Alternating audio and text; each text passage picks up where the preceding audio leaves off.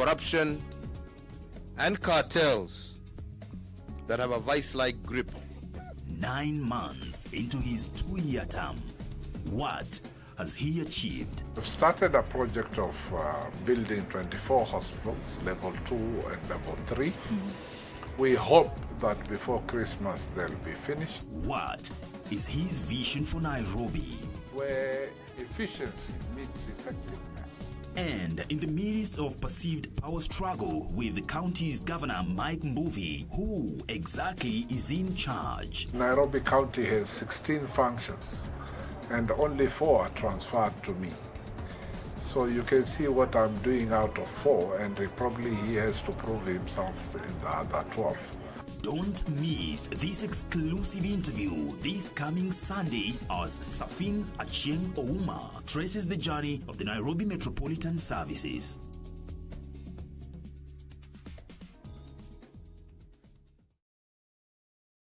On the next episode of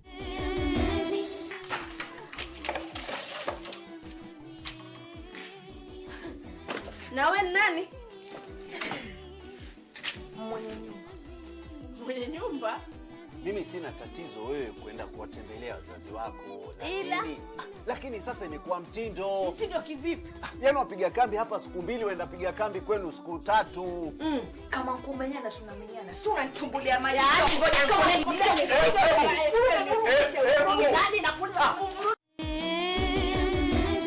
Next on. Kuna mtu ameambia story yako na Nancy. It's about my dad. I wanted to ask you some few questions. What did you want to ask? Baba, tunakuja mbele zako leo. Tunasema ni asante. Mimi nitakuja kuomoka hivi. Nisimamisha gari hapo nje ya kanisa. Pasta asikie wivu. Dinner sounds fun. Okay, I'll be ready by then.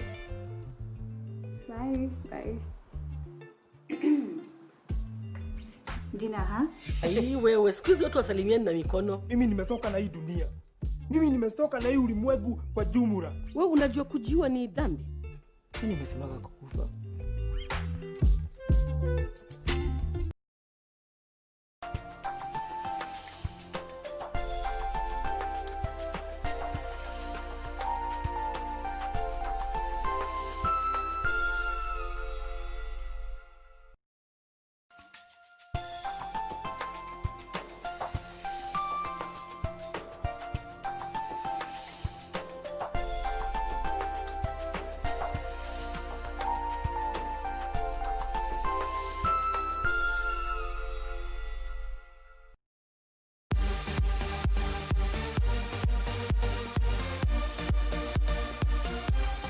They showed their might in the inaugural FIBA African in Mali with the silverware. They are ready to make it even better in the FIBA AfroBasket 2021 qualifiers in Rwanda. Let's rally behind the Kenya Morans as they take on the opposition from Angola, Senegal, and Mozambique from 25th to 27th of November on your true sports partner KBC Channel 1 in their quest for success. This is just the beginning. Save the dates for the best. Next on. Equity Foundation has done a phenomenal job. They put the producers, the suppliers, and the people who are using it together. In the beginning, you were so loving and affectionate, right? But now you keep on canceling plans with me. Okay. Be careful. You're not just handling any ordinary thing, you know. What about our wedding? Are you telling me we're getting married? Someone in here, Mr. Antonio, meddled in that car.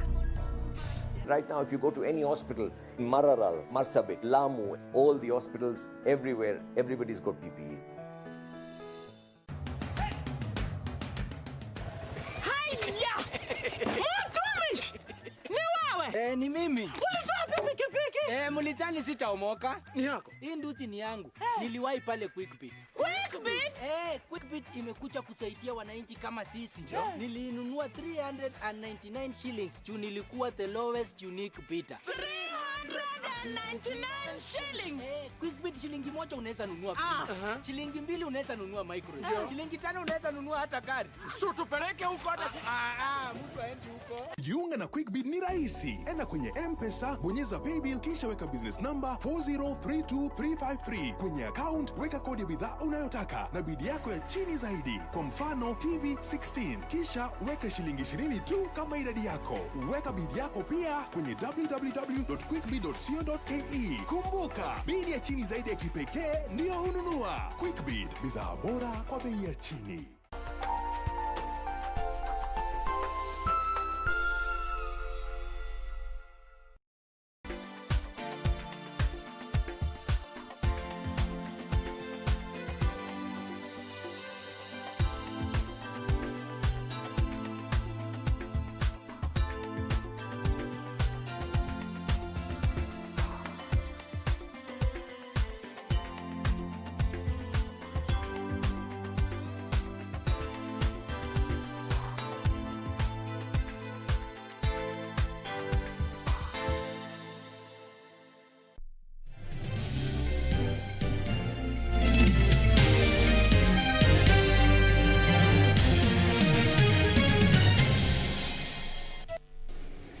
And a very good evening to you. You're just in time for Business Insight here on KBC Channel 1. Today is the 26th day of November 2020. Quite a busy day it has been, from the passing out parade of the 8th group of military cadets to the religious leaders saying that politics is clouding the fight against COVID-19, as well as the latest on business, why bees are dying, leading to the low production of honey. The details of all these stories are coming up here on Business Insight. But first, here are the highlights.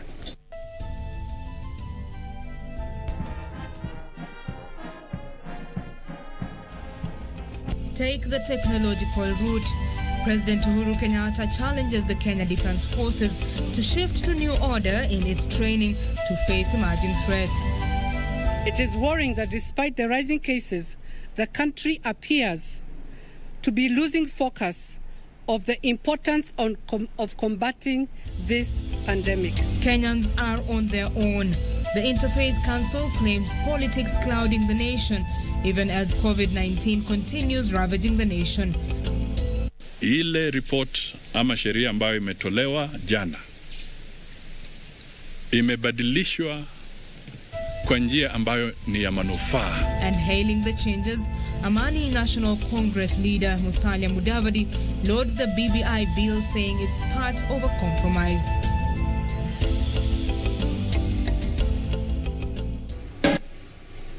Welcome to the bulletin. My name is Betty Kiptum, and Lensa Odingo is my colleague on the sign language interpretation. Now, President Uhuru Kenyatta has challenged the Kenya Defence Forces to invest more in continuous training to be better prepared to deal with emerging security threats. Speaking at the Kenya Military Academy in Lanet, Nakuru County, where he commissioned the 8th group of military cadets, the president emphasized that military training must focus on imparting skills that will prepare officers to respond to diverse challenges from both conventional and indirect spheres. While commissioning the 8th group of military cadets at the Kenya Military Academy in Lanet, Nakuru County, President Kenyatta urged the officers to use the professional knowledge, skills and competencies they have acquired to serve and protect the sovereignty of the nation, its people and region. Defense forces must be prepared to respond effectively to diverse challenges from both conventional as well as asymmetrical spheres. To effectively contain the security challenges of the 21st century, training within the military must be better aligned with emerging threats across all domains and the expanded demands placed on the shoulders of our forces.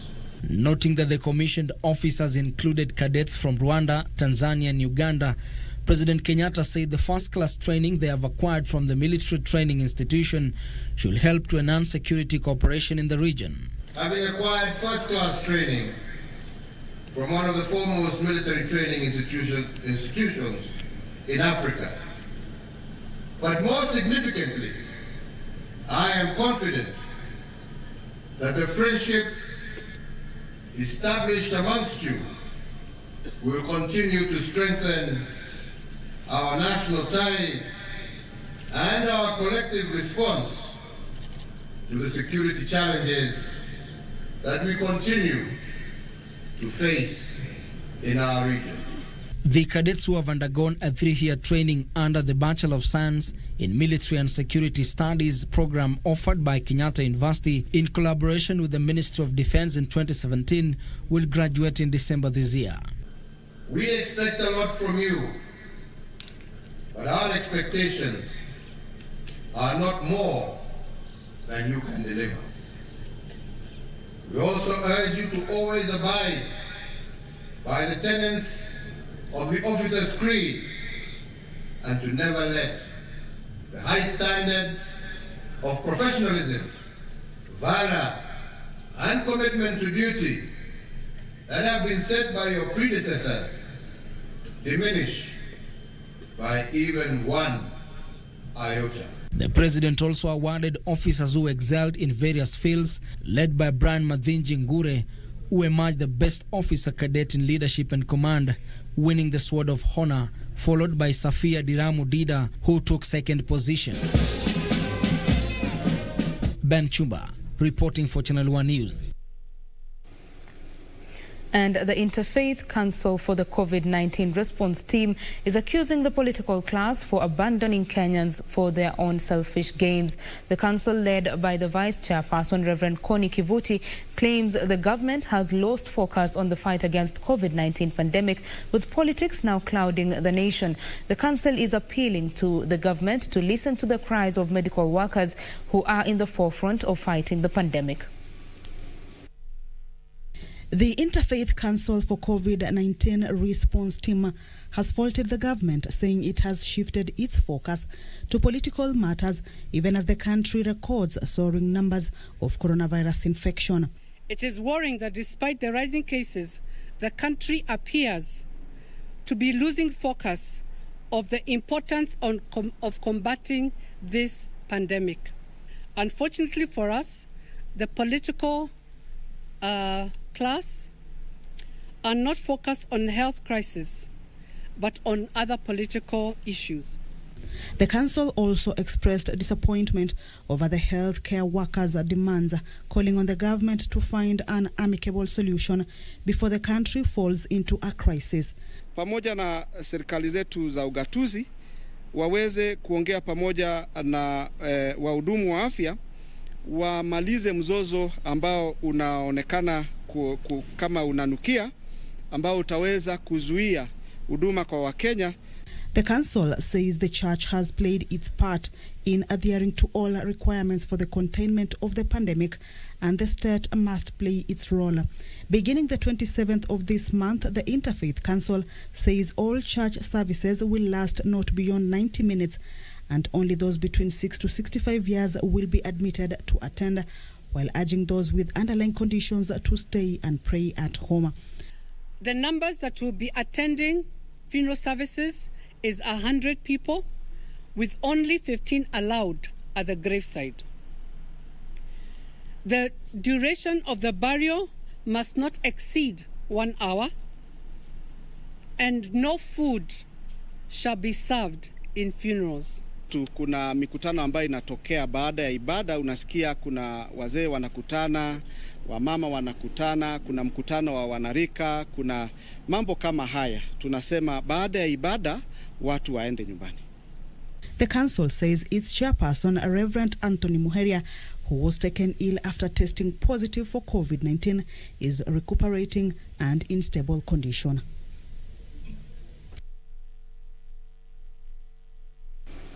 Now, this is the latest on the pandemic. The country has lost 10 more people to COVID-19 in the last 24 hours. According to the latest statistics released by the Ministry of Health, 780 people tested positive for COVID-19 from a sample size of 6,158 in the period under review. 57 COVID-19 patients, according to the Ministry of Health data, are in the intensive care units at various hospitals across the country. The latest data by the Ministry of Health shows that 780 people turned positive for COVID-19 disease on Thursday from a sample of 6,158 tested. The new figure brings the total number of COVID-19 positive cases in the country to 80,102. The number of fatalities has also risen to 1,427 after 10 more patients succumbed to the disease. Distribution of new cases shows that Nairobi is still leading with 273 cases, Kiambu 93, Mombasa 86, Busia 85, Nakuru 40, Turkana 32 and Uasin Gishu 20 cases. This even as 552 patients admitted in various health facilities across the country were discharged, 468 from home-based care program and 84 from the various health facilities. Currently, 1,232 patients are admitted at various hospitals, with 57 under the intensive care unit, 32 of whom are on ventilator support and 20 on supplementary oxygen. Ben Chumba, reporting for Channel 1 News. Now, UNAID says the COVID-19 pandemic has revealed underinvestment in health systems by nations worldwide and is proposing a people-centered approach that can help the world transform the COVID-19 crisis into an opportunity to accelerate the HIV response to end AIDS by 2030. According to the World AIDS Day Report 2020 launched on Thursday, ahead of World AIDS Day marked annually on 1st of December, measures adopted to contain the spread of the novel coronavirus saw a decline in HIV testing and antiretroviral uptake. The COVID-19 pandemic far-reaching effects have taken a toll on HIV/AIDS prevention and management interventions, with the supply chain for key commodities being overstretched across the globe.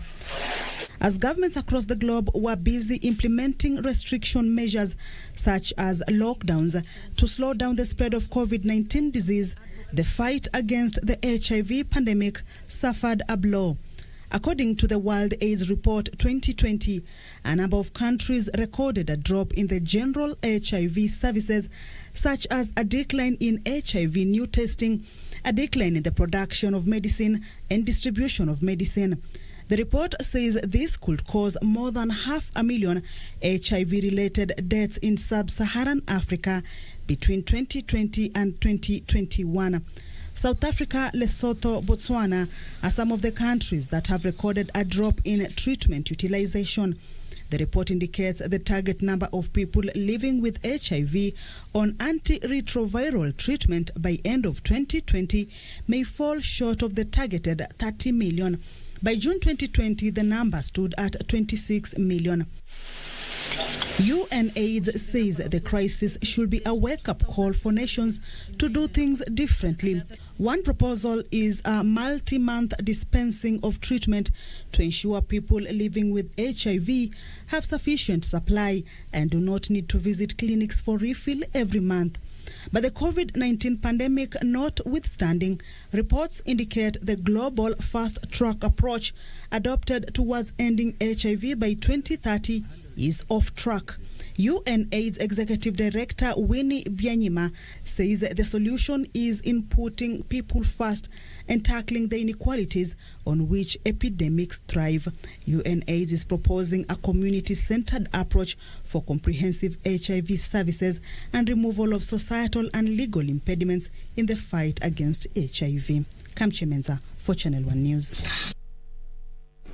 Now to matters BBI, Amani National Congress has thrown its weight behind the Constitution of Kenya Amendment Bill 2020, the final product of the Building Bridges initiative. The party said the final document has addressed most of the issues that had been raised.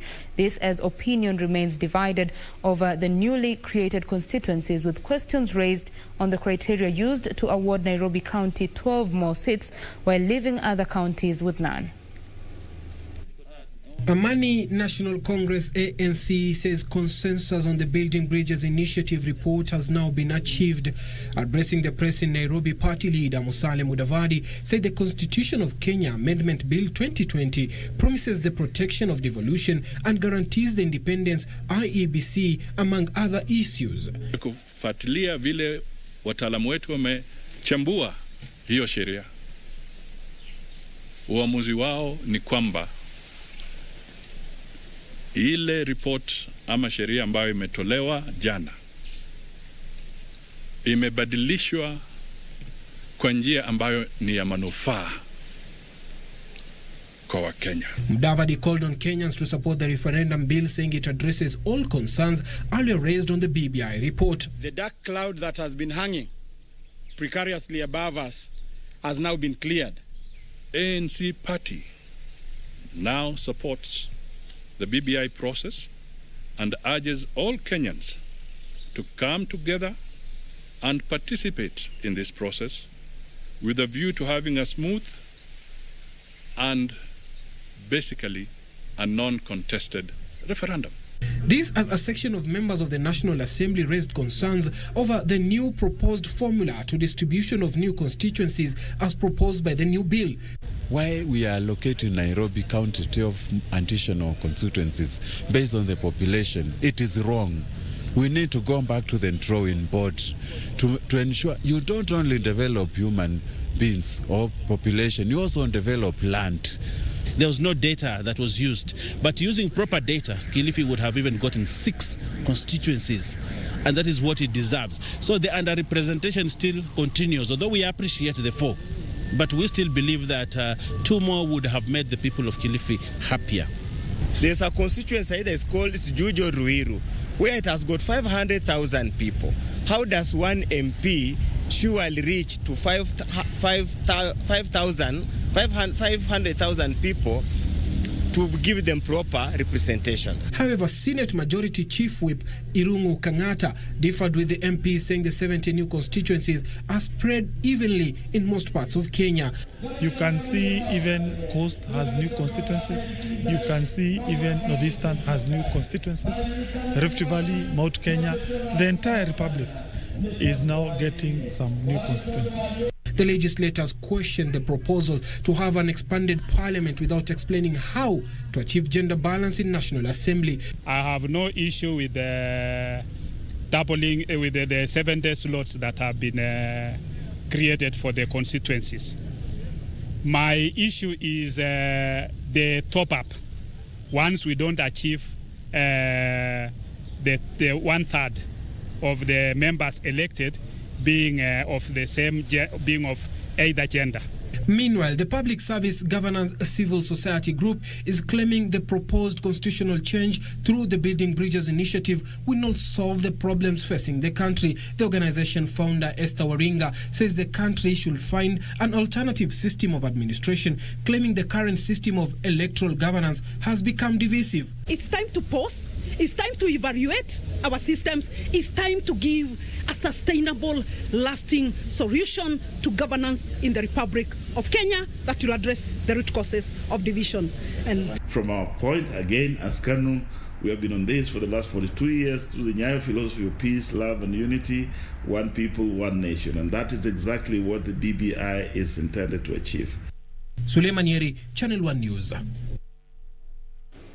From BBI, we head to City Hall on matters the leadership push and pull. A motion to impeach Nairobi Governor Mike Sonko has been tabled at the Nairobi County Assembly. Moving the impeachment motion, Minority Leader at the Assembly, Michael Ogada, said 86 members had appended their signatures in its support. The ward reps want the governor kicked out of office on grounds of gross misconduct and abuse of office.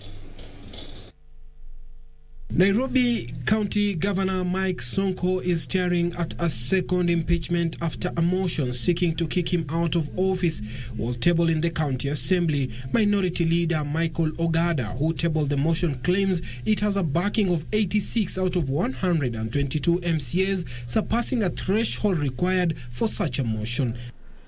Mr. Speaker, sir, as per your directions and the requirements of the law, one thing I need to confirm is that we have, as members of this House, signed, and we have 86 signatures, as you have just confirmed. The ward reps are accusing the governor of gross misconduct and abuse of office, citing his refusal to assent the 37.5 million shillings for 2021 budget. The following grounds are provided for the removal of the governor, amongst which are A, gross violation of the Constitution or any other law. B, where there are serious reasons for believing that the county governor has committed a crime under national or international laws. And C, abuse of office or gross misconduct, or D, physical or mental incapacity to perform the functions of the office of the county governor. The move of motion promising to table evidence next week, Thursday, to support the claims. And I think the best thing you can do is to wait for Thursday, when we are going to bring evidences of the grounds which you have brought forward. And definitely Nairobians will see the fruits of what we are doing. The ward reps are now appealing to the Inspector General of Police to provide them enough security, fearing goons associated with the governor might storm the chambers. The lives of many MCAs in the county assembly currently is under threat. That's why you can see they cannot even come to the press because people are scared to the bones. This morning, there was a message was being given outside the county assembly that by the end of next week, before the delivery of this motion, before the county assembly, 5 MCAs will have met their Father in heaven. So we are taking it seriously, and you're asking the IG, we're asking all the security agents to take this issue very seriously.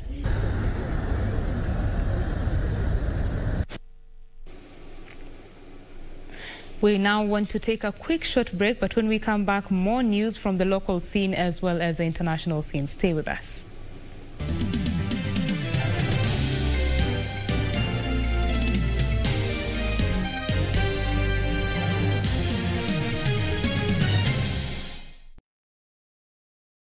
When the world changed, it made us go back to the simple joys and love the little things even more, like serving up your best, eating together, and sharing more. Now, we'll take nothing for granted and always remember to taste the simple joys.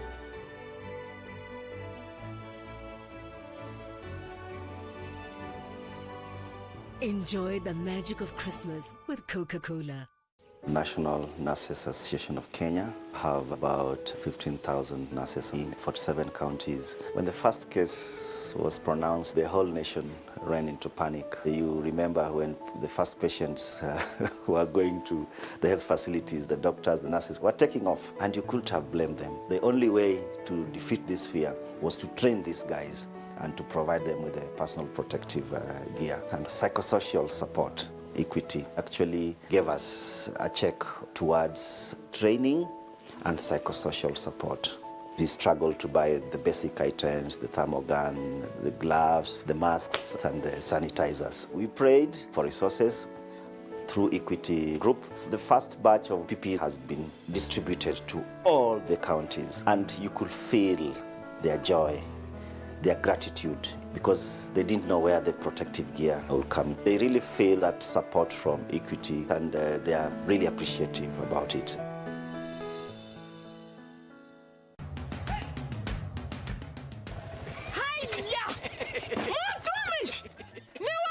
Ni mimi. Ulitoa pikipiki? Mlitani sitaomoka. Ni yako. Hii nduti ni yangu. Niliwahi pale Quickbit. Quickbit?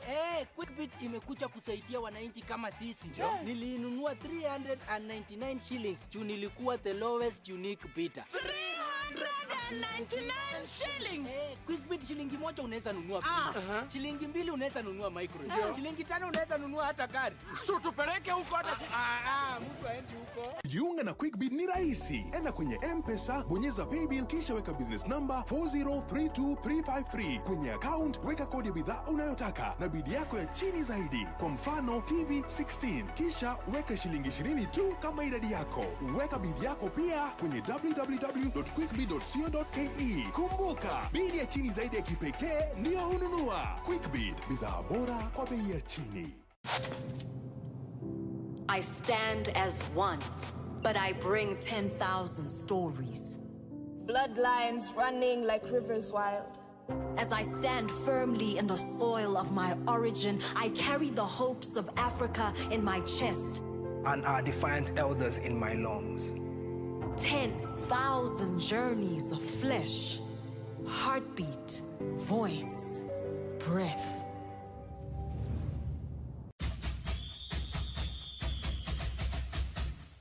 It is an all-Egyptian affair and a first for CAF as two home teams face each other in the final of the 2020 CAF Champions League. Al Ahly will be all out to maintain their dominance in the elite African clubs competition against their arch-rivals Zamalek, who are raring for a fight to the death. You cannot afford to miss this thriller on the 27th of November only on your True Sports partner, KBC Channel 1 from 10 p.m. We have a lot in store for you. Be on the lookout.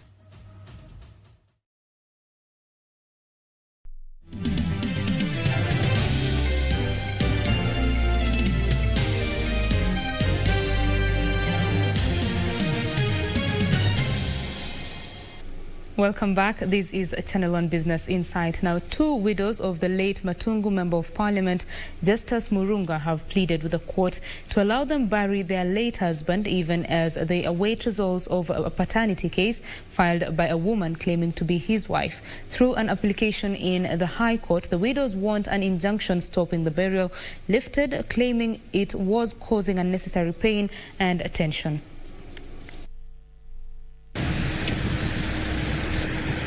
Christabel Murunga and Grace Murunga, the widows of the late Matungu MP Justus Murunga, who died last week, now want the court to dismiss an interlocutory application from Grace Wangui, which stopped his burial.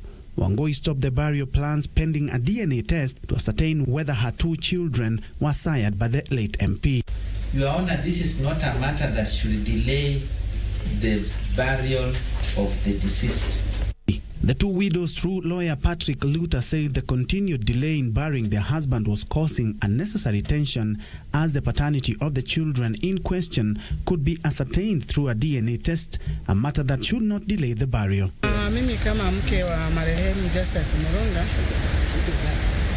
bado natoa hiyo uhuru kwamba huyu mama Agnes Wambiri ako na uhuru wa kukuja kwa matanga na watoto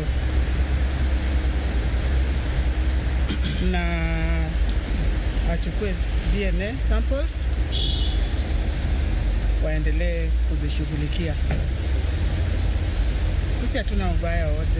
Mimi kama Christabel sina ubaya wote huyo mama kuja kwa matanga na watoto, kwa sababu hapa hatujajua kama watoto ni wa mzee wangu Justus Murunga marehemu ama ni wanani. Lakini aje matanga, hatuwezi kumfungia. Tutajua mbivu na mbichi. Na because ni kitu inachukua muda. Yeye tunaomba court iruhusu iamue mazishi iendelee. Because tunakaa katika wakati wa COVID. Itakuwa vibaya kuzuia mwili mochari na public health inasema mtu akikufa azikwe mapema. Na because of Agnes imebidi hii mambo ianze kuleta obstacles. Wangui alleges that she and the late legislator were in a relationship and had plans to solemnize their union. Wangui claims Murunga had already bought her land in Karen, where he was in the process of building a house for her and her two children. The MP was scheduled to be buried on November the 28th, 2020, with the court expected to make a ruling on the matter on Friday, November 27, 2020. For Channel 1 News, I'm Ben Troinjue. And a section of casual workers at Butere Level 4 Hospital in Kakamega County has staged a go-slow over unpaid dues for more than 6 months. Meanwhile, a 63-year-old man is being held at Shisasari Police Station in Kakamega in connection with murder. These and more stories in the news making headlines in the counties. The casual workers at Butere Level 4 Hospital have deserted work for the third day Thursday, claiming they have not been paid salaries for 6 months now. They have vowed to stay away from work until their plight is addressed. County kuje ituongeleshe, at least ituarifu kama watatulipa mshahara zetu ya 6 months or no. Kama ni hivyo, kama hawatatulipa, we shall go on with our strike. Elsewhere, the Supreme Meru Council of Elders Njorin Cheke has defended Meru University Vice Chancellor Professor Romanos Odhiambo Otieno against allegations that he has misappropriated the university funds. The elders, led by the council's leadership, claimed those attacking the Don have their own selfish agenda. Watoto walikuwa hapa 5,000 na saa hii ni 9,000. Hiyo ni furaha kwa Wameru na Kenya nzima. Meanwhile, 172 gaming machines have been destroyed in Machakos County. Area County Commissioner Frederick Ndunga led the exercise and warned those still secretly engaging in the legal activity that stern actions will be taken against them. Wenyewe wamejitokeza, wamama, vijana na wazee, wakaenda kuzisaka kila mahali zilipo, na kwa msaada wa polisi wakazileta na wakaamua wazichome leo. Elsewhere, more than 20 rental houses have been burnt down in Kidodua area, Ruiru Sub-County, Kiambu County. According to the residents, the fire was caused by a gas cylinder which exploded at one of the houses, quickly spreading to adjacent homes. And a section of Maasai women engaged in beadwork and the production of other handcraft items in Kajiado County have embraced the use of technology to market their products. The women who used to depend on middlemen to market their products said they opted to leverage on technology to target clients on digital platforms. Ikipigwa zile vitu vyangu picha, kama wasichana wetu tuliowasomesha wanatuma, baadaye unaweza kukuta mtu naye amekutumanishia na kwambia nataka vitu kama hizi ambayo nimeona kwenye simu, na wewe unashona ile kitu unamtumia ule mteja. While residents of Narok County are being urged to be vigilant over an imminent heavy downpour in the region. According to Narok County Commissioner Evan Sachoki, most parts of the county are flood prone and residents should move to higher grounds. Tunauliza wananchi na wakaazi wa Narok wahakikishe ya kwamba zile mitaro zote ambazo zinapitisha maji zimefunguliwa, zisifunikwe, ndio yale maji yaweze kutembea kwa haraka.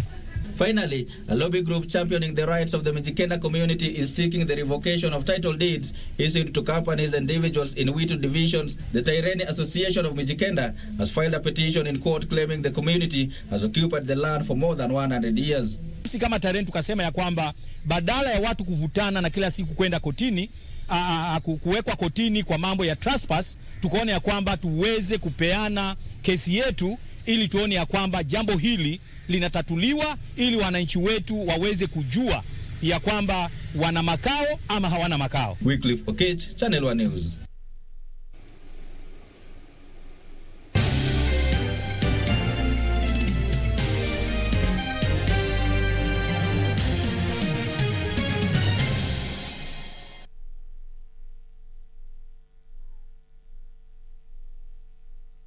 Let's now do the business. Now, the Central Bank Monetary Policy Committee has retained the base lending rate at 7%.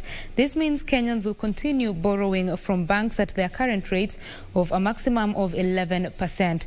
MPC has attributed the decision to the package of policy measures implemented since March this year, which it says were having intended effect on the economy. CBK Governor Dr. Patrick Njoroge said growth in private sector private sector credit stood at 7.7% in the 12 months to October, supported by recovery in demand with the improved economic activity following the easing of COVID-19 containment measures and accommodating monetary policy. Moving on to other news, excuse me.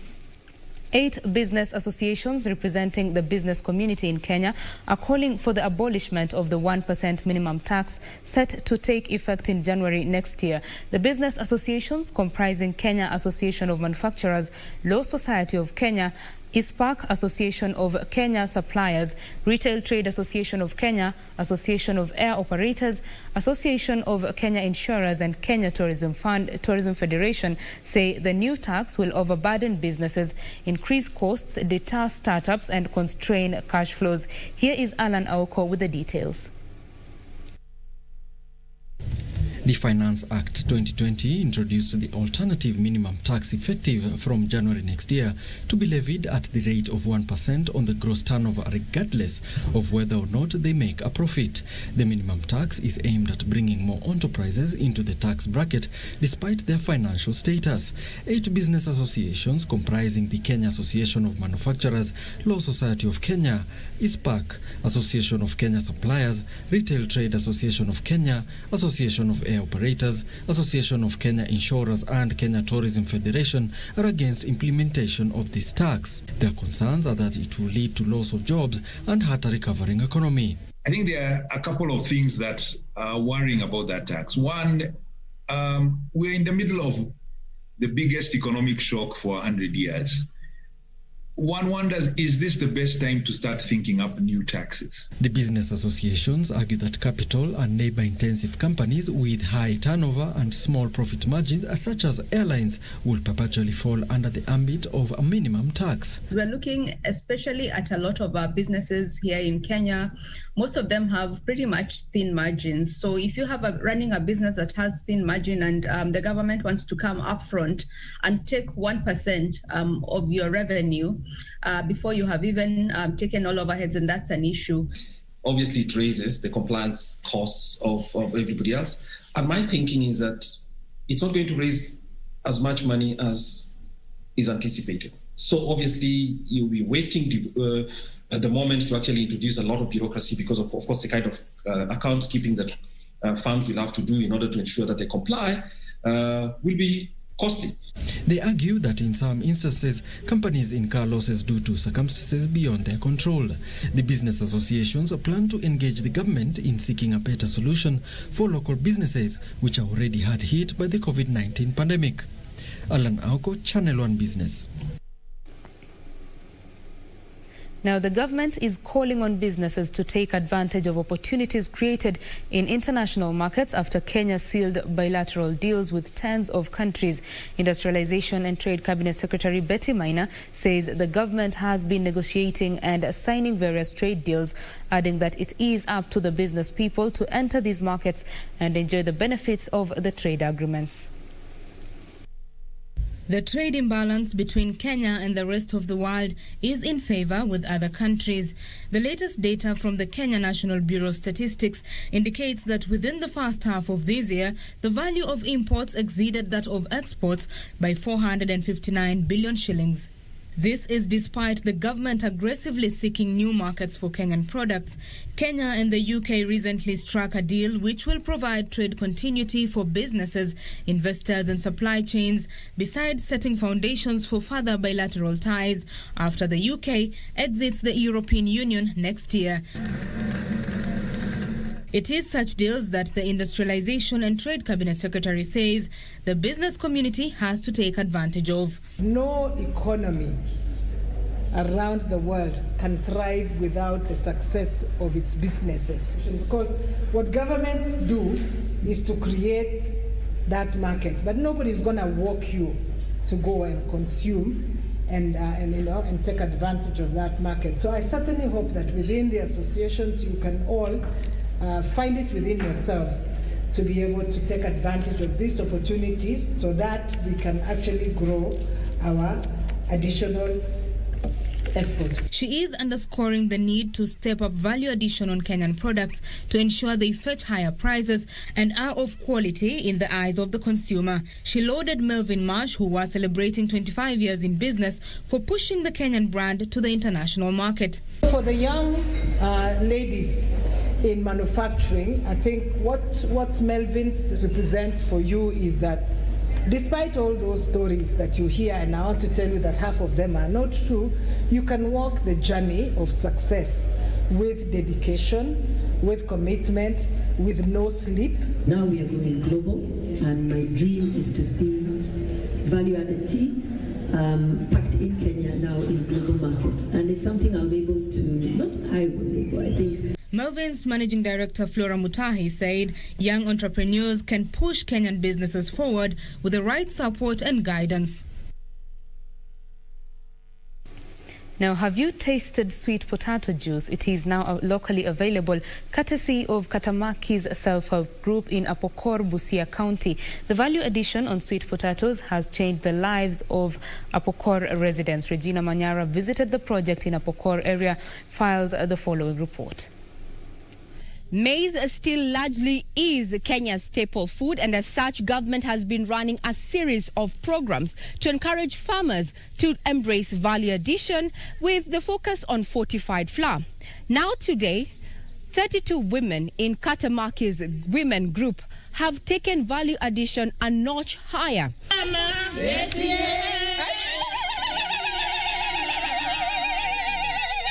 While limited value addition to commodities has resulted in lower income for farmers and denial of other multiplier benefits from processing to byproducts, Katamaki's women group identified a gap in the value addition of potatoes and ran with it. Sisi tuliingilia value addition kwa sababu chapati hatukuwa tunapika kila wakati ama kila wiki. Maandazi hatukuwa tunakula, tulikuwa tunapenda tu kununua. Na kwa sasa vile tuliingilia value addition ni chakula ambayo sisi wenyewe tunalima, tunapanda viazi, orange potatoes. Hiyo kuna vine zingine ziko ndani hapo. Diposa tunachukua hiyo viazi, tunatengeleza kugeusha kukua mandazi, chapati, juice ndani yake. Na pia inafanya chakula nyumbani kiwe mezani. Tuko tunatengeneza hizo, watoto wetu pia wanasherekea kukula mandazi hayo yenye wangekuwa naona tu yako mbali nao. Watoto hawa hawezi kuona kitu kama cake. Kwa village hapa hatununua hata cake. Ambapo kama nimepika, watoto pia wanakula. From their small farm, the 32 women are producing sweet potato juice and flour. Kuuza, hatujawahi uuza, tunapenda kukaribishia sisi wenyewe breakfast watu wakienda kwa shule na wageni wakikuja kuliko kukimbia. Ukinunua mfuko moja itoshi. Sasa ukiwekako na viazi inatoka nyingi zaidi. Mbeleni tunatafuta soko na tunaiuza. Their inspiration is to have families enjoy nutritious foods. Kwa sababu ya watu waone kweli viazi ni kitu kizuri, wataikula na watatupatia maono ndani hapo ndani. Ikiwa ni tamu watasema ni tamu. Kama ni mbaya watatueleza. Lakini mimi kama chaledi nimehakikisha iko tamu zaidi. Ni kitu yenye nimeikula, nimeshapikia pia watu wengine. Motivated by higher returns from their venture, Katamaki Self-Help Group plans to expand distribution of their products. Tukiwezewa kupata wimbi, sisi kama Katamaki tunaanzisha, alafu tuone kama wengine pia wanasaingia ndani. Tuwakorogee watoto uji kwanza na ECD hadi standard 3. Lengo letu ilikuwa hapo hivyo, ili hao watoto wachanga pia wafanya nini, wapate uji sana, wakae comfortable kama wengine. The group is also producing organic fertilizer. Maneno na mboga ya soko, unaenda pata tu saa hiyo mtu amepuliza chemical, dudu 3, ni madawa mingi. Saa hiyo nimefika na pesa nanunua na naenda kupika kukula. Sasa tukaona hizi madawa hizi ndio zinatuletea maneno na kansa,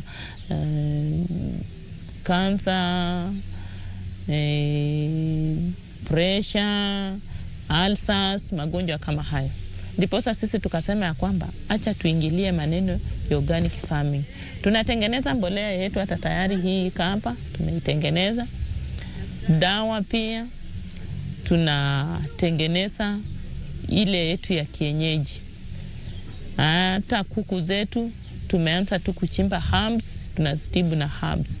Sasa ndiposa tunataka kuona kama hizi organic farming itatusaidia.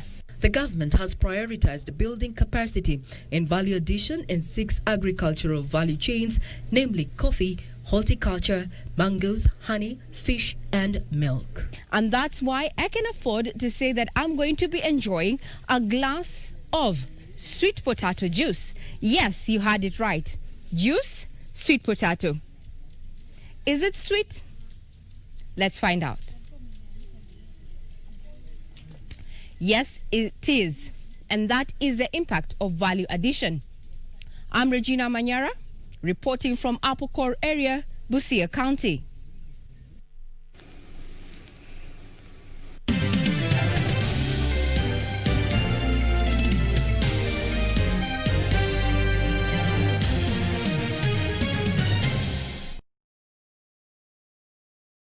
Hii krisi tukiwapea mtawezana. The FKF Premier League is back, bigger and better. The rivalry. Sherehe bila hasira. FKF Premier League. Ni yetu. Twende nayo. This Christmas season, get a StarTimes satellite dish at 2,699 shillings and an aerial decoder at 1,499 shillings. StarTimes. Enjoy digital life. Next on. Equity Foundation has done a phenomenal job. They put the producers, the suppliers, and the people who are using it together. Surprise! I'm back!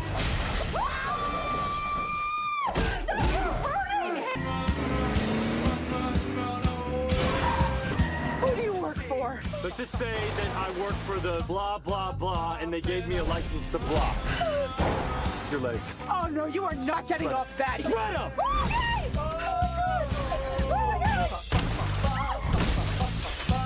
Stop it! It's not shooting. Hey, honey, oh God! Right now, if you go to any hospital, Mararal, Marsabit, Lamu, all the hospitals, everywhere, everybody's got PPE.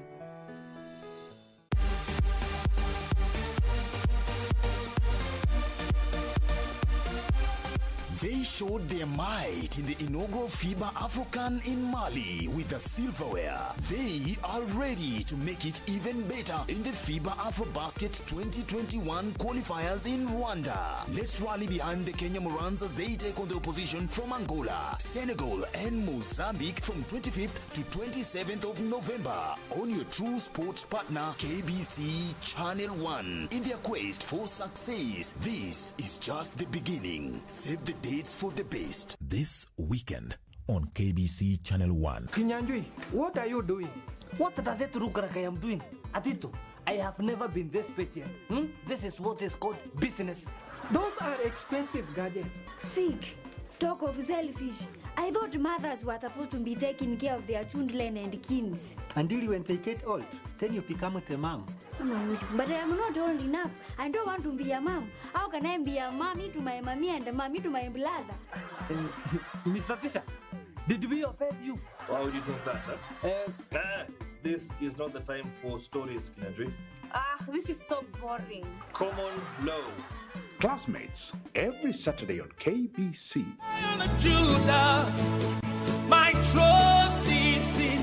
Jumapili hii kwenye runinga ya KBC, ungana naye Askofu Michael Wanderi wa kanisa la Christian Foundation Fellowship Kiambu kuanzia saa 1 hadi saa 2 asubuhi. Ningetaka nikwambie, our Jehovah God, because the Bible says he is the same yesterday, today and forevermore. He is able to take you to a place of abundance. He is able to take you to Rehoboth in the name of Jesus Christ. Kipindi ni neno la neema, ukiletewa naye Askofu Michael Wanderi wa kanisa la Christian Foundation Fellowship Kiambu. Usikose. My trust is in you.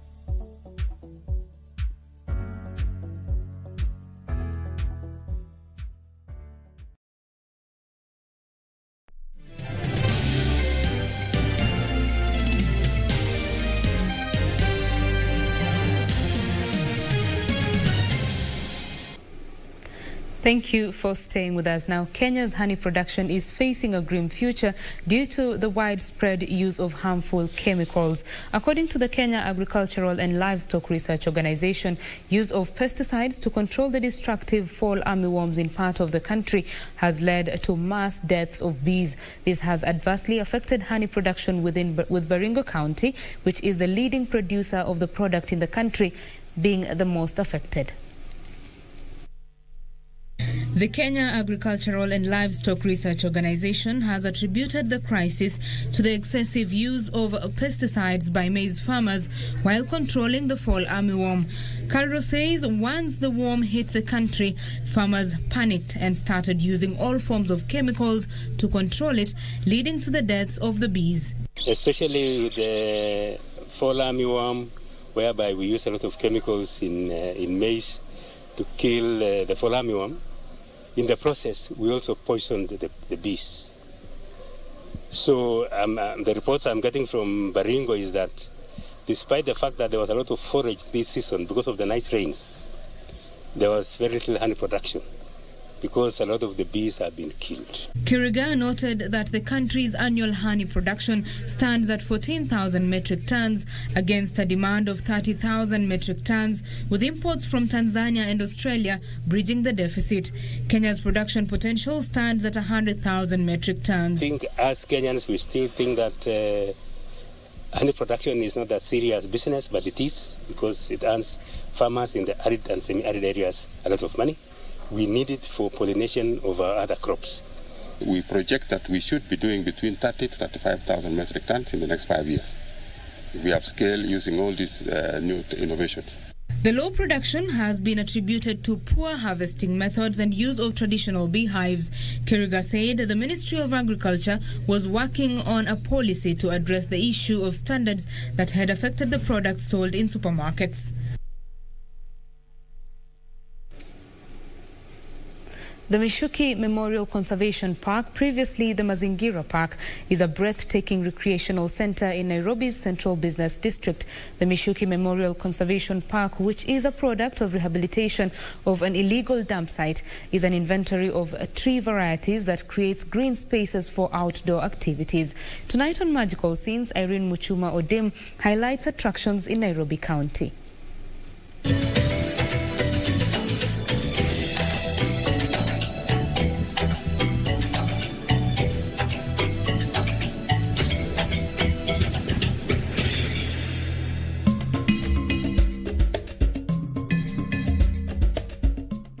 The Michuki Memorial Conservation Park in Nairobi County covers 10.4 hectares along the Nairobi River, stretching from the Globe Roundabout to Museum Bridge.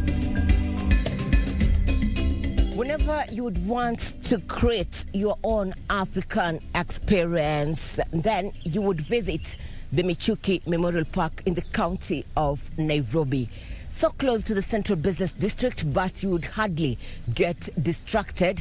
The park is open 12 hours in a day, and an afternoon would be an ideal relaxation point for you in this magical destination.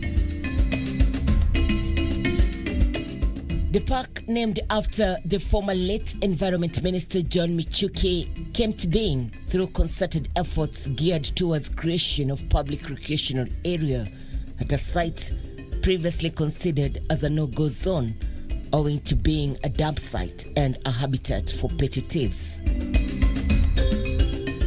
It's a gem, but in a few years back, it was actually a dump site. And the Nairobi River within the same area had shrunk into a place where actually you don't need a bridge to cross. You just have, because the garbage had gone into the river. It was a story that started, of course, with the past leadership during the late Honorable John Michuki, and that's why it was named after his death, just to keep the spirit running.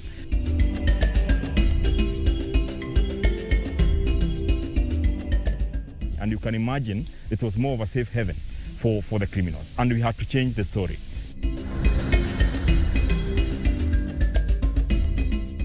Steeped in history, lauded with bountiful natural beauty, the Michuki Memorial Conservation Park is graced with magical ambience and elegance. This could be Kenya's capital city's best-kept secret. The destination offers unequaled opportunities to unwind and relax in an African style. When we went in, we did a biodiversity assessment. At the point when we were entering that green space, we had about 88 different tree species. By the time we are talking as we talk today, we have about 132 tree species. It means we have gone in to plant more trees to enhance the biodiversity, and that journey continues. There's an open amphitheater where it's actually you sit under the sun, you just sit on the natural grass, and you're able to enjoy. If it's young people making some concert, they want to make some movies, they want to make some music, they want to watch something, that is the best place to be. It's an open amphitheater because you also want to be green. The other thing that you would want to see is in many, many years in this country, many people don't want to go to near Nairobi River because it's associated with filth, turbid water and blackened water, and also a lot of waste disposal. There's a place where you go in the bank of the river, which you have been able to stabilize through gabion and also putting some vegetation to stabilize. We have a main bridge, which is an iconic bridge. When you are on top of that bridge, you can be able to have the best scenery for Nairobi River. And today as we speak, it is important to know that you can actually see the stones and the rocks on the bed of Nairobi River. I was there the other day personally, and I was able to witness a crocodile. This could be your ideal spot to spend time together with your family or colleagues. It is an amazing team building and picnic spot to make memories which would last you a lifetime. It's free access, so you don't have to pay anything. You just have to come in, enjoy, and I think that's the best gift we can give to the Kenyans. You go through the main gate, you get our forest rangers and officers who will guide you through on how to manage your entry and also give you the rules that you need to uphold once you are enjoying in this green space. So the next time you head out, wear something fun and pack a basket of your favorite snacks to create an unforgettable experience. These trees are less than a year old. Picture this, 10 years to come, these trees will be huge, adding to the beauty of the Michuki Memorial Park. This is a motivation for us to preserve our environment for a better tomorrow. Irene Mchuma Udim, Magical Sense in the county of Nairobi.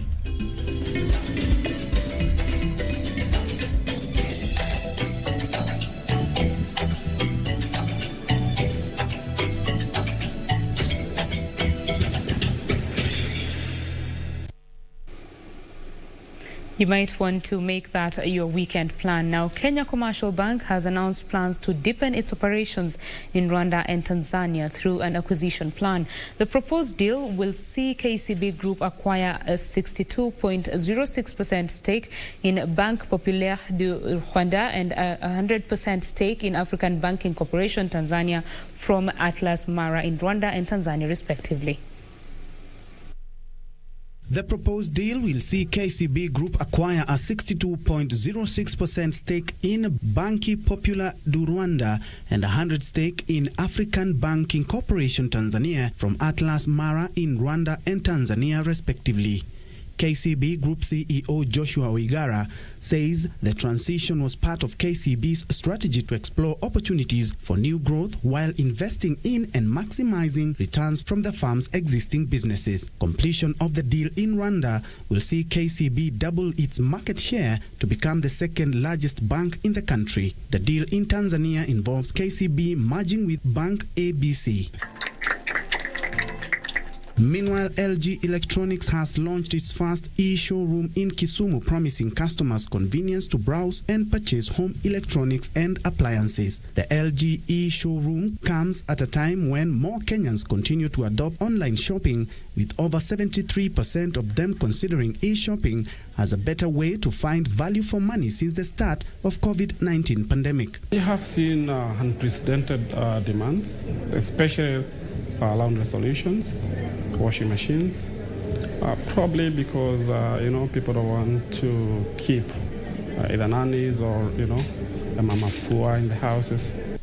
Finally, KBC Investments Limited, in collaborations with Aksanya Investment LLP, has today confirmed the placing of a 1.2 billion takeover bid for 100% shares of BOC Kenya as part of its market expansion plans. KBC Investment Public Listed Company is an investment holding company invested in carbon dioxide gas production, processing and marketing through its main operating subsidiary KBC Limited. BOC Kenya is a leading supplier of industrial, medical and special gases in Kenya. CIL and Aksanya have made an offer price of 63.50 Kenya shillings per ordinary share of BOC, which represents a premium of 4.67 Kenya shillings. BOC Kenya produces and supplies industrial, medical and special gases, while KBC Limited is the region's leading producer of food-grade carbon dioxide extracted from natural underground reservoirs in Kenya. Now, when importers bring in goods, they are given a specific period of time to clear with customs and pick the cargo. However, in instances where goods overstay, the Kenya Revenue Authority puts it up for auction. I talked to KRA's Chief Manager in charge of the Nairobi Inland Container Depot, Rosemary Mureithi, to understand the process of auctioning imported cargo, as well as what importers can do to avoid having their goods being auctioned. This is how the conversation went. Did you know that the Kenya Revenue Authority auctions imported goods? The circumstances around these auctions is what we're here to find out today. We'd like to have a conversation with Rosemary Mureithi. She is the Chief Manager at the Inland Container Depot that is in Nairobi and at the Kenya Revenue Authority. Welcome and thank you for speaking with us. Thank you. So the auction of these imported goods, how does it happen? The auction of these imported goods happens, for example, in various ways. One, and the most common, is when the cargo owners do not enter, pay their goods, and remove their goods from a customs release station within the stipulated days as laid down in the East African Customs Management Act, which is 30 days after deposit of the goods into a customs warehouse. Yes, and the deposit of the goods also comes in two ways. The expectation, or what the Act provides for, is that within 21 days from the arrival of the goods into the country and into any customs station, for example, the internal container depot, then this expectation is within 21 days they should have entered the goods, cleared them, and have them removed out of the facility. But in some cases, you'll find the owners do not do the declarations in time, they do not make payment in time, and they do not clear their cargo in time. So in that case, those goods are now deemed to be unclaimed at that point, and they are deposited into the customs warehouse. They're deemed to be deposited in a customs warehouse, and if they're not cleared within 30 days in the customs warehouse, then we have no obligation other than to put those goods in a gazette notice to notify owners that there's an intention to auction those goods. And like I said, they come in two ways. One is that one where the owners have not declared the cargo. Two is where sometimes you'll find during verification of the cargoes, there are some undeclared items. So whatever is undeclared and not paid for in a certain consignment, then it will also be taken and deposited in a customs warehouse, and the owner issued with a deposit certificate. So if he also does not clear those goods within 30 days, then the goods again will be gazetted for auction for 30 days. So the gazettement process gives the cargo owner another 30 days to clear their goods out of the customs facilities. If they clear their goods within those facilities, then they will clear their goods and get them out, but they have already accrued what we call the customs warehouse rent. Yes, and they'll be able to clear their goods and take away. But if they do not, then the goods will be offered for auction on the date that is specified in the gazette notice. And this clearing that you keep mentioning, what exactly does it entail for one to clear their goods? For one to clear their goods, they need to enter them into our customs systems. Currently, the Simba system, or the new system that we have implemented, the ICMS, pay the taxes, and then clear their goods. They can use agents also to assist them in that process. So far, how do you think this, or rather how have you seen this auctioning process going, say for this year or every year? How many times do you do these auctions? We do an auction approximately once a month. Every 1 month we conduct an auction. And one of the reasons why an auction is important, again, is to decongest the places of release. In ICD, at the port of Mombasa, one of the key objectives is to reduce the congestion in those places so that other cargo can come in and be removed from that place. But if we keep on accumulating cargo that is not cleared, then it becomes a problem for facilitation at those facilities. Number two, it is also to recover the revenue that is being held by those consignments. When someone has these goods, maybe they've not been claimed or they've not been cleared, as you say, how much has been made so far in these auctions, maybe on a monthly basis, or do the amounts vary? Definitely the amounts vary depending on the number of consignments that are being that have been lotted for auction and that have been made available for auction on the day of the auction. You'll have an auction that you'll have 50, 60, 70% of them attracting offers and being sold. But you'll have some of them that will have no offers for anybody. Nobody is bidding for those consignments. And the key reason around that is some of the goods that come in, some of them are very specialized and will suit only the owner of the goods who imported them. So they might not attract bids. Some of them will not pass the test of Kenya Bureau of Standards. For example, before we do the auction, there are other processes that get into place.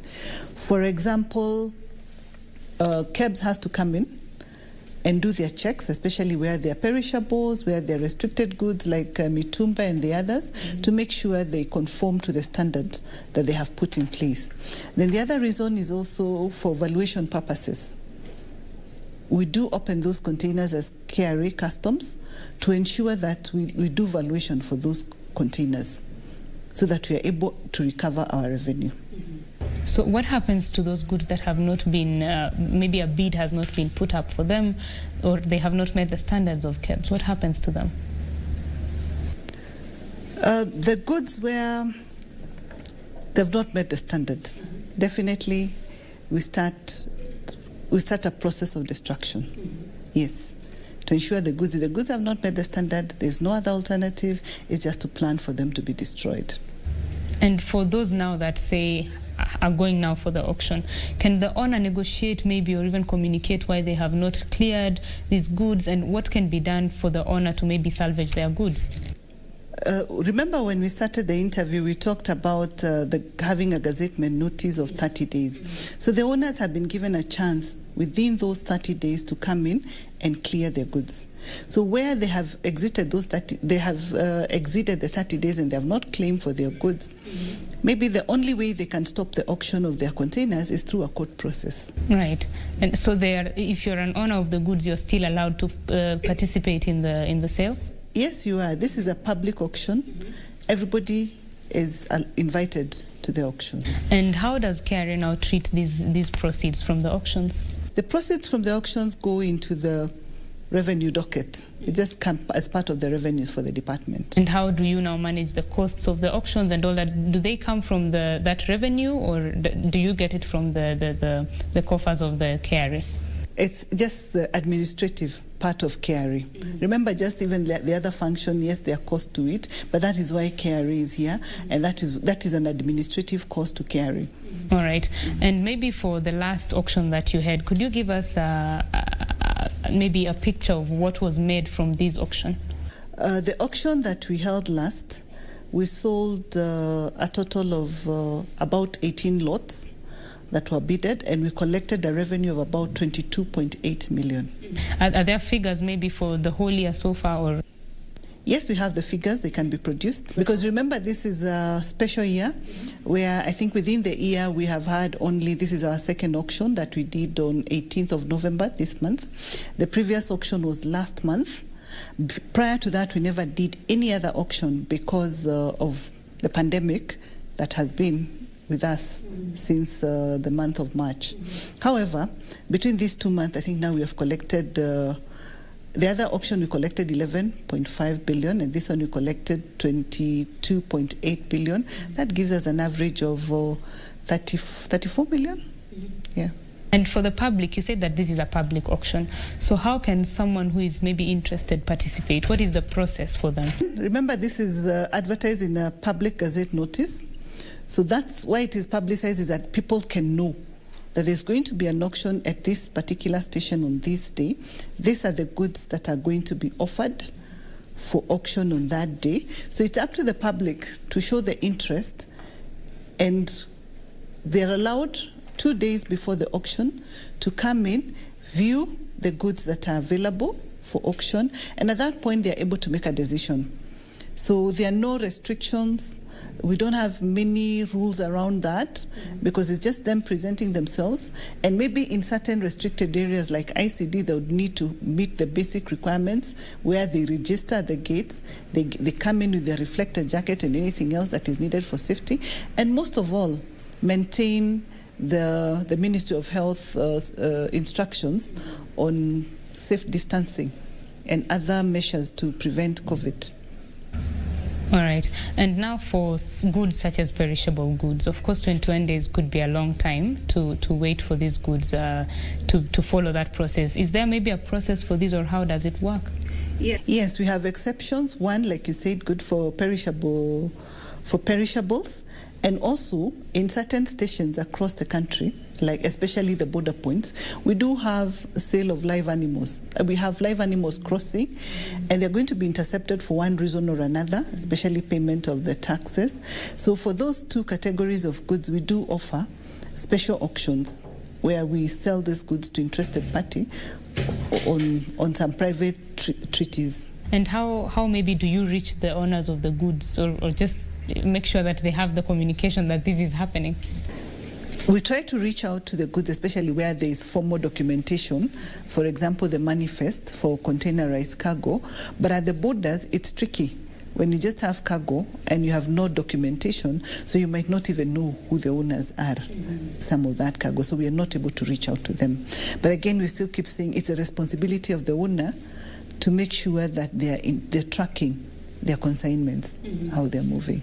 Can someone maybe prove that they could not clear these goods because of unavoidable circumstances, or how can they make any proceeds from this? Yes, the auction process is very clear that at the time of auction, like we said, first of all, the monies that are gotten from the proceeds of auction, first of all, it goes to cater for the customs revenues that were due. Then it would go to cater for other incurred expenses, even by other government agencies like the Port Authority and the shipping line, because they also have a stake in that. Now, if there is any other money that would be remaining from the proceeds of auction, the owner is allowed by the East African Customs Management Act to request to be given back that money. What remains after that? And again, that is within the stipulated period of 12 months. So that must be done within 12 months. But in most of the cases, we have not seen many people reaching out to do that. And the amounts that you've been collecting over these auctions, is it sufficient to maybe cater for the import duty that would have been charged? Were they picked by the owners? In most cases it is, because remember, we have done verification, we have done valuation on those goods. But there are instances where the bids do not attract any interest. Nobody bids for some of this consignment. So we will present those goods for the next auction. When there's a next auction, the goods that did not attract any bids in the previous auction, they'll be offered again. And we do that 3 times consecutively. If within 3 times they do not attract any bids still, then we do a revaluation. And when we do the revaluation, then the value would go lower. The expected bid price would go lower, and maybe it attracts yield at that time. So is there anything about the auction process that we have not discussed that the public should know? Yes. One is that there is that requirement, they are given a responsibility of making sure that they enter their goods and they pay to government the taxes that are due to government, and they remove their goods. Because again, it's costly. It's a costly thing. They spend money to buy those goods. And they should plan adequately to make sure they clear their goods within time. Most of the common reasons that we see people not coming to clear their goods is proper management of the whole process. You'll find somebody has brought in goods, they're not adequately prepared to pay the requisite taxes. So as you plan to do an importation, also plan the whole hog, that you know how much is it going to cost you in terms of shipping line, in terms of port authority charges, customs revenue, and everything else, so that you're well prepared. We've seen cases where people come in and they've not arranged with their with the banks and other financial providers on getting money to pay taxes. We've seen cases where people have imported goods and they do not have the requisite documents on the other side. For example, the pre-shipment inspection certificates for purposes of Kenya Bureau of Standards. So those goods will end up being here and they're not being cleared. We'll see cases of where the importer has not paid the supplier his money. So he's not been given all the documents to facilitate clearance. So at the end of the day, those goods are left in customs and we are forced to sell them. The right scenario we'd like to see is everybody clearing their cargo and taking their cargo to the use they intended those goods to go into. Yes, and it will save the country a lot of money. It will spur business because people will do what they needed to do with that cargo. Right, and where would they find this information easily? The information is there. I think our marketing department did a journey map for our department, and everything they need to know is on our website.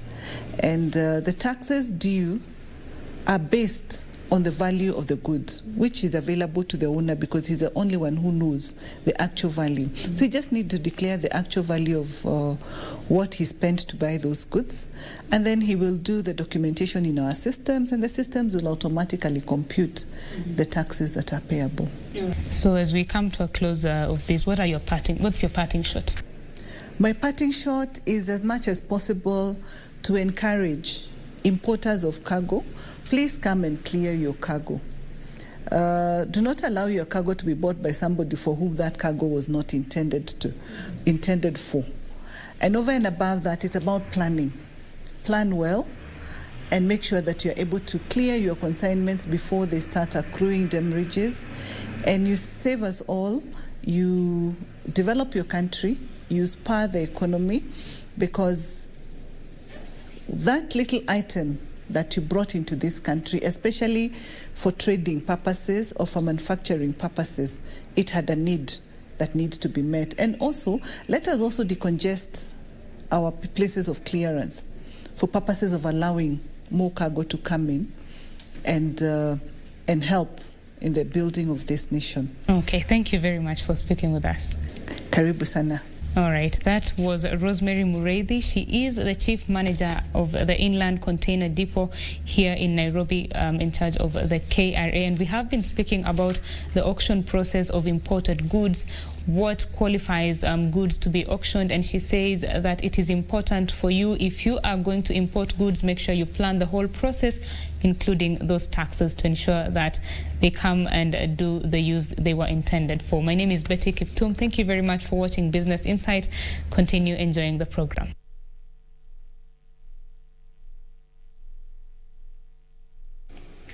We hope that you have learned something from that conversation on matters taxation as well as importation of goods. Now, allow me to take you back to our earlier story on the central bank lending rates. Remember that the Monetary Policy Committee, they sat and they retained their benchmark lending rate at 7% for the 5th time in a row.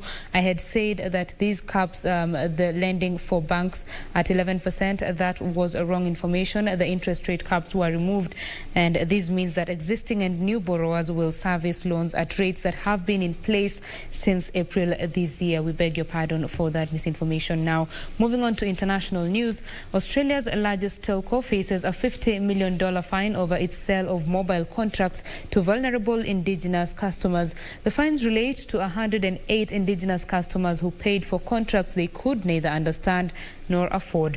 Australia's consumer watchdog accused Telstra of unconscionable conduct for the sales. Details of these and others in our global business roundup. Australia's largest telco, Telstra, apologized and agreed to waive debts, refund money paid, and reduce the risk of similar conduct in the future. Australia's consumer watchdog says Telstra's case exposes extremely serious conduct which exploited social, language, literacy, and cultural vulnerabilities of the indigenous consumers. The consumer watchdog says Telstra admitted that staff at 5 stores used unfair selling tactics and took advantage of a substantially stronger bargaining position when selling postpaid mobile products on behalf of Telstra. Meanwhile, Shanghai has dethroned London as the world's most connected city as the coronavirus shakes up international travel. London has seen a 67% fall in connectivity in air travel, according to airline industry body IATA. Shanghai has risen up the ranks and the world's 4 most connected cities are now all in China. IATA says the COVID-19 pandemic has undone a century of progress for connectivity between cities. Large transport hubs including London and New York and Tokyo have been hit hard by the dramatic reduction in flights in and out of their cities. And Walt Disney says it will lay off 32,000 workers, primarily at its theme parks, an increase from the 28,000 it announced in September as the company struggles with limited customers due to the coronavirus pandemic. In a filing with the Securities and Exchange Commission, the company says the layoffs would be between January and June next year. Earlier this month, Disney said it was following additional workers from its theme park in Southern California due to uncertainty over when the state would allow parks to reopen. Disney's theme parks in Florida and those outside the United States reopened earlier this year without seeing new major coronavirus outbreaks, but with strict social distancing, testing, and mask use. Alan Aoko, Channel 1 Business.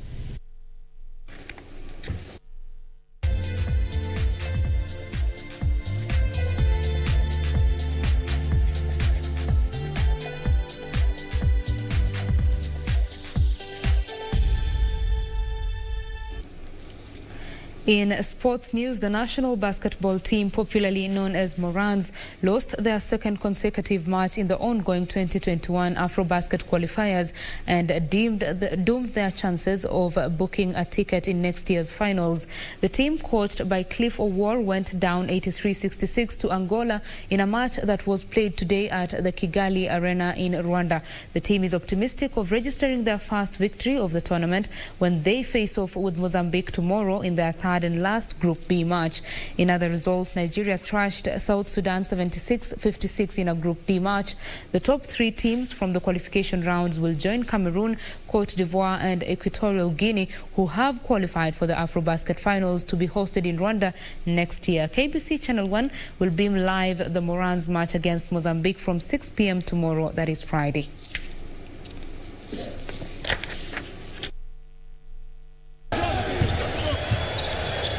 Now the lead is back up to 8 points. And all that good work by Kenya to get back, or the effort, all of a sudden disappearing. All that point, and you lose all your momentum. From the right. More than half the athletes who took part in last year's Eldama Ravine Half Marathon will not take part in the same race this year, owing to the COVID-19 protocols put in place. The race, set to be held on Saturday, will have just about 100 athletes. Speaking in Eldama Ravine, race organizers say that strict measures have been put in place to ensure athletes are safe from the coronavirus, which has claimed hundreds of lives since March this year. The monies we invest for this marathon is going to be spent wisely and is going to help and assist the needy children, that is in the education sector. We are also supporting the health part, and we have supported some dispensary in Chemsusu. We are also doing some bit of environmental work. Those of us who might not be able to come and participate or watch along the roadside, we can do it in our home. So I also want to congratulate the organizers, because the sponsors are here and you have given us a write-up on what you have been using, the money they have given, they have been sponsoring, and we've seen that you've been doing a good job. No fans will be allowed close to the race as part of the COVID-19 regulations set for the 21-kilometer event, which will start at Maji Mazuri and end at Metipso. We have seen how they have organized themselves. We are very ready.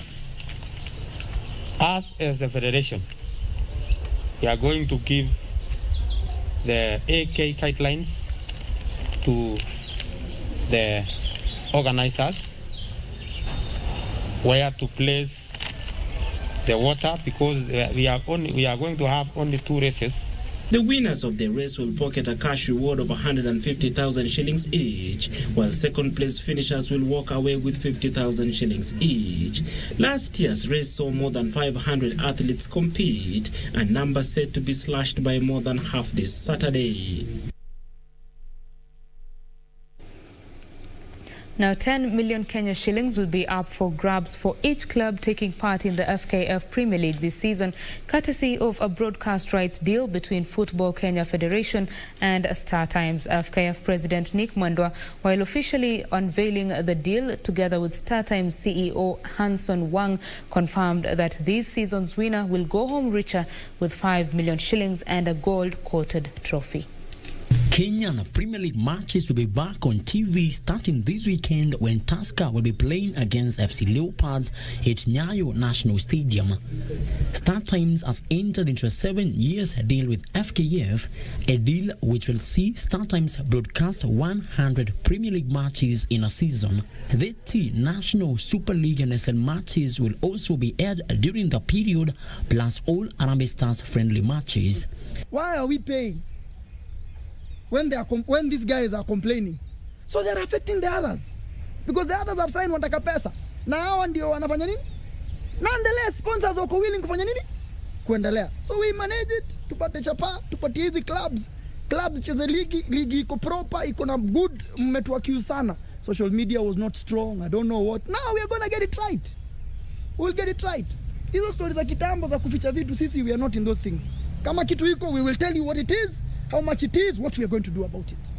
Star Times channels 172 and 463 will be airing the matches. We are waiting for the actual funding to hit the account. Thereafter, we have various scenarios to see how we will fund the clubs. But basically, our guiding principle is to ensure that the bulk of the funds will end up with the clubs. Very little funds will stay for the administration of the Premier League management, or administration rather. The deal worth 200 million shillings will see the winner of the top tier league pocket 5 million shillings by the end of the season, with the other teams sharing other 5 million shillings. 3 matches will be aired live this weekend. Frederick Mwoki for Channel 1 Sports. At the same time, FKF President Nick Mwendwa has joined the rest of the world football fraternity in mourning the death of a legendary football maestro Diego Maradona. Mwendwa sent out his condolences, saying that the football family had lost one of the greatest footballers of all time. 3 days of national mourning have already begun in Argentina after Maradona died of a heart attack last evening at the age of 60. Maradona, who played for clubs including Barcelona and Napoli, was the captain when Argentina won the 1986 FIFA World Cup in Mexico against West Germany. 3 days of national mourning have begun in Argentina following Diego Maradona's death last evening. The former Argentina attacking midfielder and manager had a successful surgery on a brain blood clot earlier in November and was to be treated for alcohol dependency. In Argentina, last night's match between Sport Club Internacional and Maradona's former club Boca Juniors was postponed. Fans flocked to La Bombonera, Boca Juniors Stadium in Buenos Aires, where many were in tears, despite, in the case of some, being too young to remember Maradona's playing days. They also congregated in the San Andres neighborhood where Maradona lived, and to La Plata, where he most recently was manager of local club Gimnasia Esgrima. Thousands of miles away, they also gathered outside Napoli's San Paolo Stadium, which was lit up in tribute to the man who scored 81 goals in 188 appearances for the Italian club. A day of mourning will take place in Naples. The mayor of the city, Luigi Di Magistris, has called for the Stadio San Paolo to be renamed in honor of Maradona. A minute silence took place before Wednesday's Champions League matches, and the same will happen before all other European fixtures this week. Messi and Ronaldo were among current players to pay tribute, while Brazilian football great Pelé said he hoped one day he would play ball together in the sky. Manchester City manager Pep Guardiola said Maradona made world football better. Former Tottenham midfielder Artiles, who played alongside Maradona at the 1982 World Cup, said he was a god in Argentina, in Naples, and all around the world.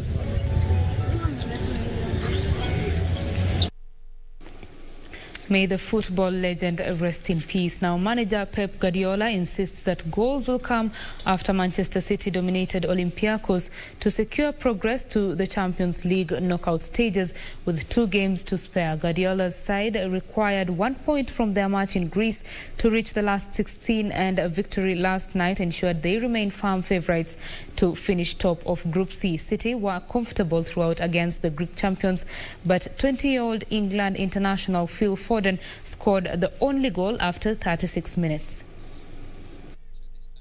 Manchester City created many chances against Olympiacos but managed to find the back of the net just once. Jesus for Sterling, lovely back heel for Foden, that's a brilliant goal. Atalanta scored twice in 4 minutes to deliver a surprise victory over Liverpool and blow qualification from Group D wide open. Ilicic on the move in the middle, and there's the goal. Well, they've worked it quite brilliantly, and there's a big smile on the face of Josip Ilicic, who scores his first goal of the season. Gomez, Ilicic was on the move again. This time he's gone into Hatibor, and there's another one. And it's smashed in by Gosens, who was such a key scorer of goals last season. And he's doubled Atalanta's lead after 63 minutes at Anfield. Inter Milan's hopes of reaching the knockout stages were dealt a huge blow as Real Madrid claimed a 2-0 victory at the San Siro.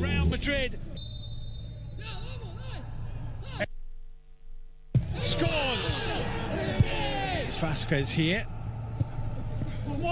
To the back post and into the back of the net. It's smashed in by Rodrigo. Ajax, Porto and Borussia Mönchengladbach were the other winners of the night, while the only match that ended in a draw was between Atletico Madrid and Lokomotiv Moscow.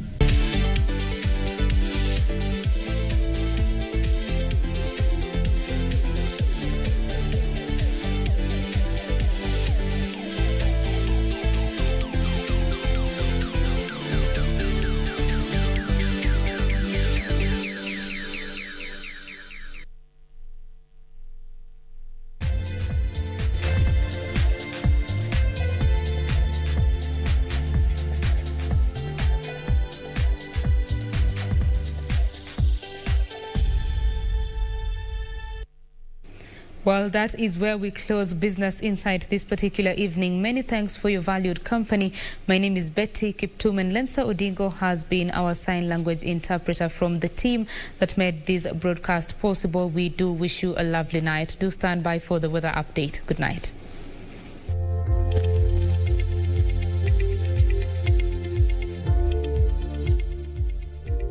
Right, indeed, it's time for us to establish what is ahead of us in terms of weather. I hope you're well today. My name is Irene Mchuma Odem. Just as the weatherman said yesterday, Friday, most parts of the country will experience increased wet conditions, and thus we should take precautionary measures. Let's be warm when it arises, and also be prepared to put on light clothes if the weather allows you to do that.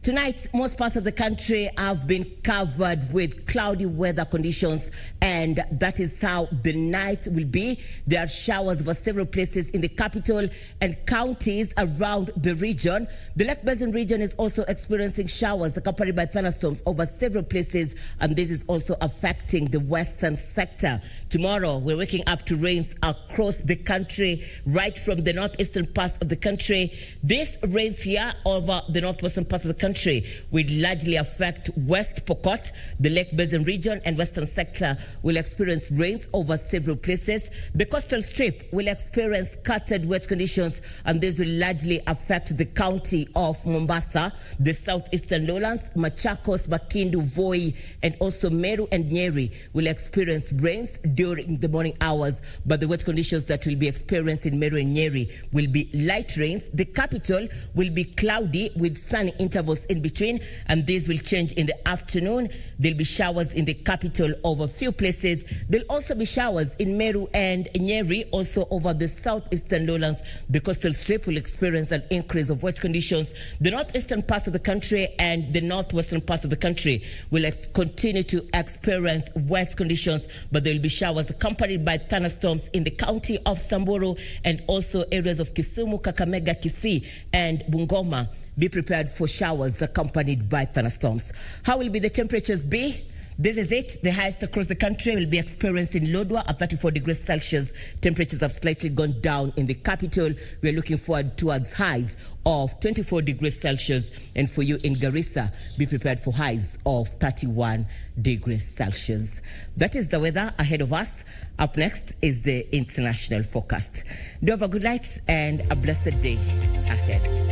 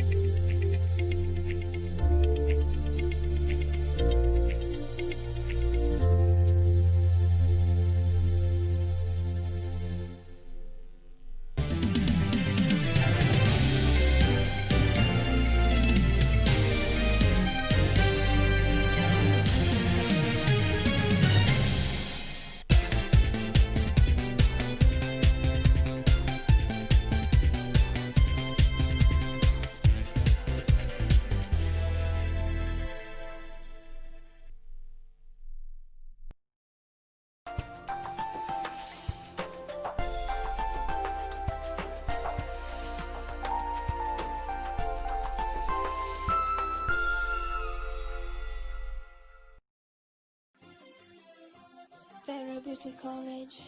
Vera Beauty and Fashion College, with branches in Nairobi, Eldoret, Thika, and Meru. Did you know that we are a TVET approved institution? We offer courses in fashion design, interior design in soft furnishing, event decoration, flower arrangement, event planning, hairdressing, barbering and dreadlocks, beauty therapy, makeup, nail technology, spa massages, teaching skills, TOT, solo business management, and many more. Register now and visit our website on www.verabeautycollege.com. You can also call on 0725 923 550 Nairobi branch, 0728 087 689 Eldoret branch, 0722 227428 Thika branch, 0725 000-706 Meru branch. Vera Beauty and Fashion College, a TVET approved institution.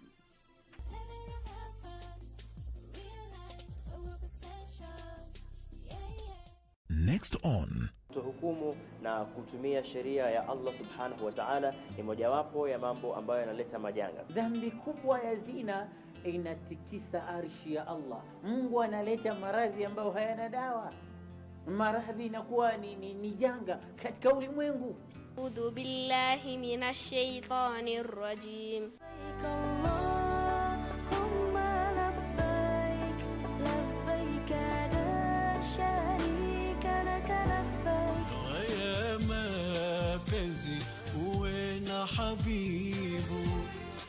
Tonight on KBC Channel 1.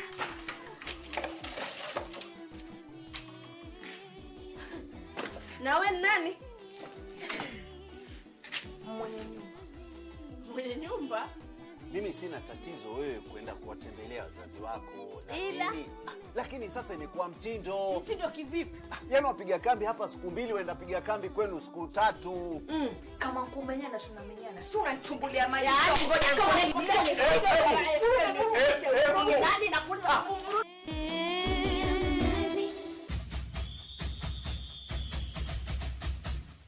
It is an all-Egyptian affair and a first for CAF as two home teams face each other in the final of the 2020 CAF Champions League. Al Ahly will be all out to maintain their dominance in the elite African clubs competition against their arch-rivals Zamalek, who are raring for a fight to the death. You cannot afford to miss this thriller on the 27th of November only on your true sports partner, KBC Channel 1 from 10 p.m. We have a lot in store for you. Be on the lookout.